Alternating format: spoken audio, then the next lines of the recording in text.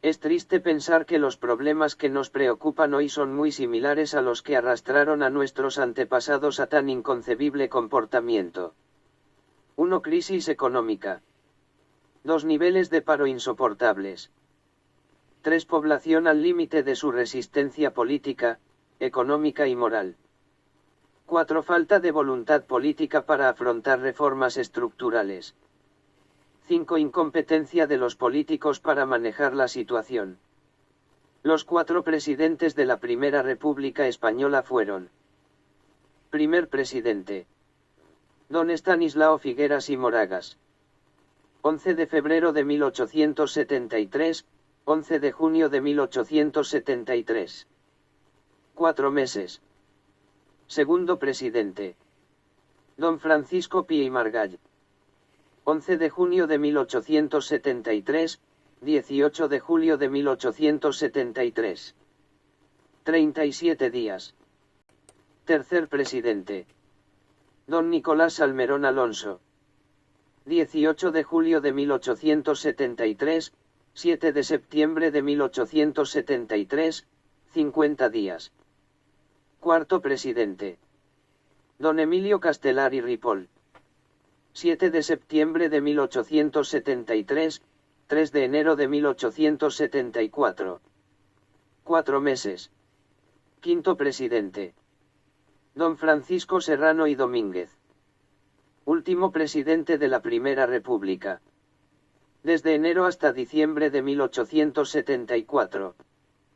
Quedó así establecida la dictadura de Serrano, pues no existían cortes que controlaran la acción del gobierno al haber quedado disueltas las cortes republicanas ni ley suprema que delimitara las funciones del gobierno, porque se restableció la Constitución de 1869, pero a continuación se la dejó en suspenso, hasta que se asegurase la normalidad de la vida política.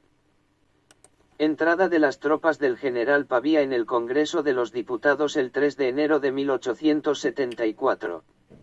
Grabado aparecido en la Ilustración española y americana. Estos hechos supusieron el final de facto de la Primera República, aunque oficialmente continuaría casi otro año más, con el general Serrano al frente. Durante la Primera República ocurrieron en España unos sucesos que, al ser escasamente divulgados, han pasado con frecuencia desapercibidos, pero que podrían servir de punto de partida para una novela chusca o una opereta cómica si no fuese porque trajeron consigo el derramamiento de la sangre de muchos españoles.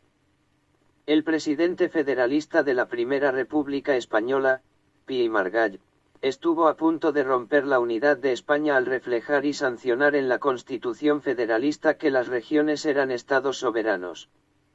Tras esa decisión, el país se enfrentó a un caos total y estuvo a punto de desintegrarse. ¿Os suena algo esto?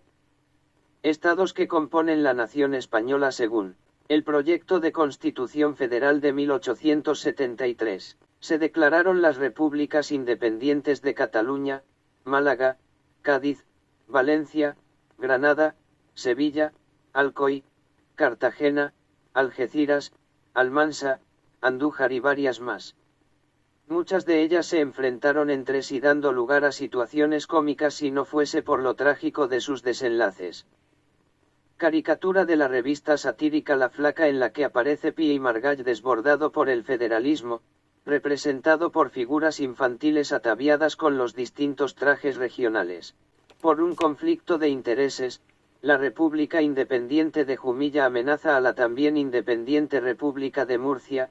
La nación jumillana desea vivir en paz con todas las naciones vecinas y sobre todo con la nación murciana, pero si hollara su territorio, Jumilla se defenderá, como los héroes del 2 de mayo, y triunfará en la demanda, resuelta completamente a llegar, en sus justísimos desquites, hasta Murcia, y a no dejar en ella piedra sobre piedra.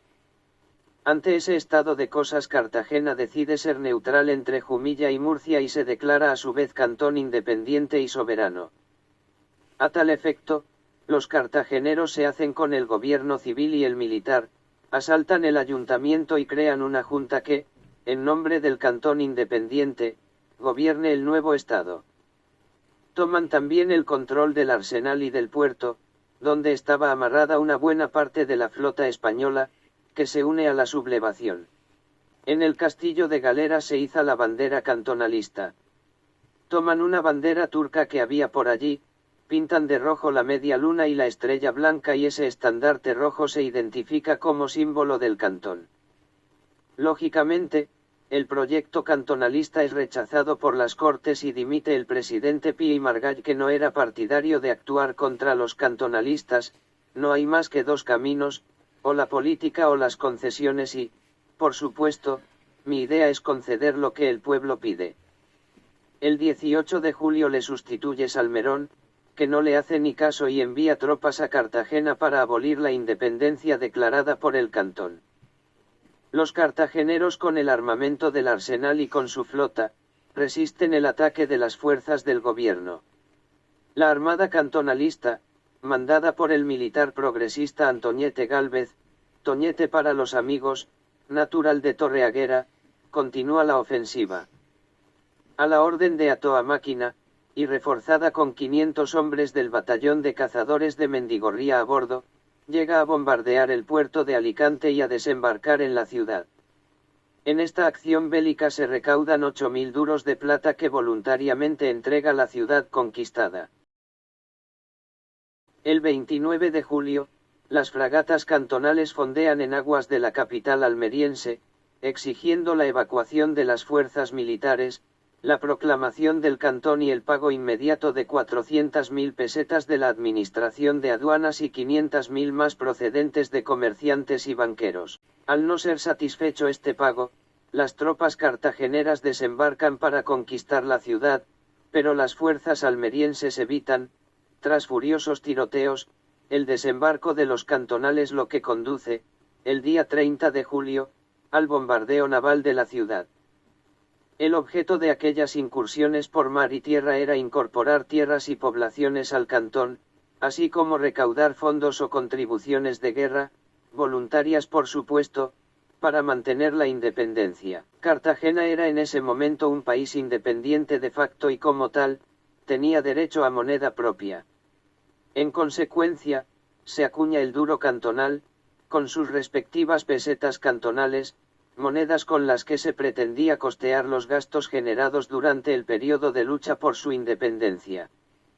El gobierno independiente se pone en contacto con el de los Estados Unidos de América y solicita su ingreso como un estado más de la Unión, al tiempo que pide ayuda, principalmente armas y pertrechos de guerra, para mantener su independencia frente al poder centralista de Madrid.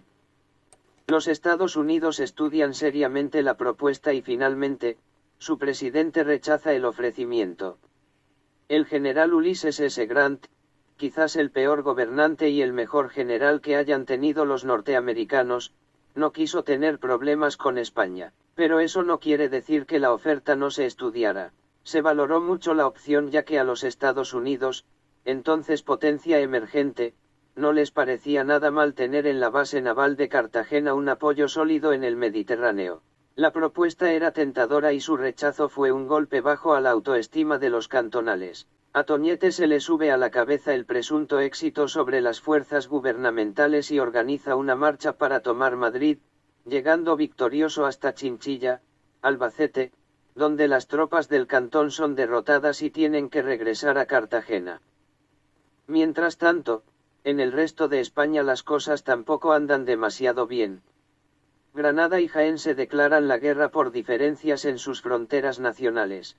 Utrera se independiza de Sevilla, que no solo no reconoce esa ruptura unilateral, sino que le declara la guerra.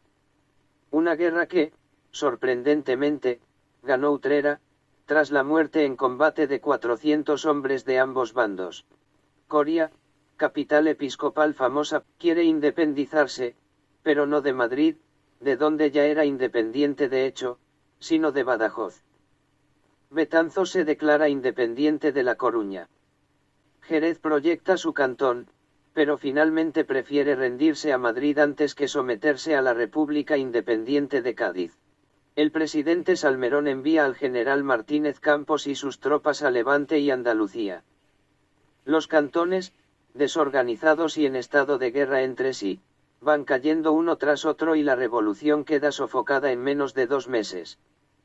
En los paredones de los consejos de guerra acaban los restos de la revolución cantonal, uno de los episodios más surrealistas de la historia de España. Y de esto hace ya 140 años.